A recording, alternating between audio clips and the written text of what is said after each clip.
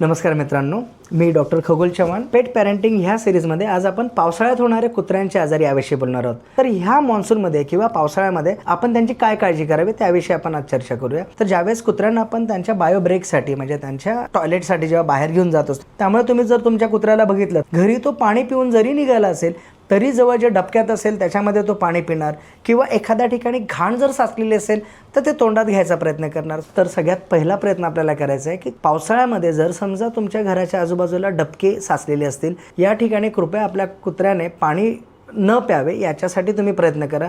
जर अगदीच अशक्य होत असेल तर केवळ आणि केवळ पावसाळ्यामध्ये तुम्ही मझल लावून तुमच्या डॉगला फिरवायला घेऊन जाऊ शकतात. दरवेळेस कुत्र्याला मझल लावून फिरवायला घेऊन जावं हे आम्ही कधीही रिकमेंड करत नाही. तर यामुळे होणारे अनेक आजार तुम्ही टाळू शकतात.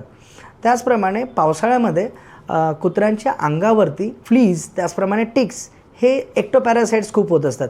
त्यामुळे तुम्ही तुमच्या जवळच्या पशुवैद्यकाकडे जाऊन तुमच्या डॉग किंवा कॅटसाठी टिक्स आणि फ्लीज, उवा आणि गोचिड आपण म्हणतो, त्याच्यासाठी कुठले औषधं द्यावे याची कृपया त्यांच्याकडून माहिती घ्यावी. त्याचप्रमाणे जर तुमच्या कुत्र्याचं डिवर्मिंग ड्यू असेल किंवा झालेलं नसेल किंवा झालं असेल आणि तुम्हाला त्याच्या शीमध्ये जंत दिसत असेल तर पुन्हा एकदा त्यांचं डिवर्मिंग पावसाळ्यामध्ये करून घेणं हे क्रमप्राप्त ठरतं.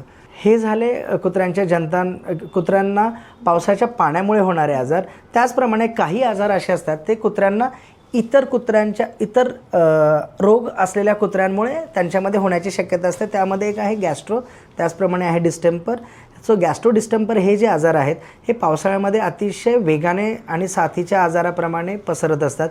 त्यामुळे कृपया पावसाळ्याचा जोर वाढण्यापूर्वी आपल्या कुत्र्याचं जर वार्षिक लसीकरण बाकी असेल तर आपल्या नजीकच्या पशुवैद्यकीय दवाखान्यामध्ये नेऊन ते लसीकरण कृपया वेळेवर आपण करून घ्यावं.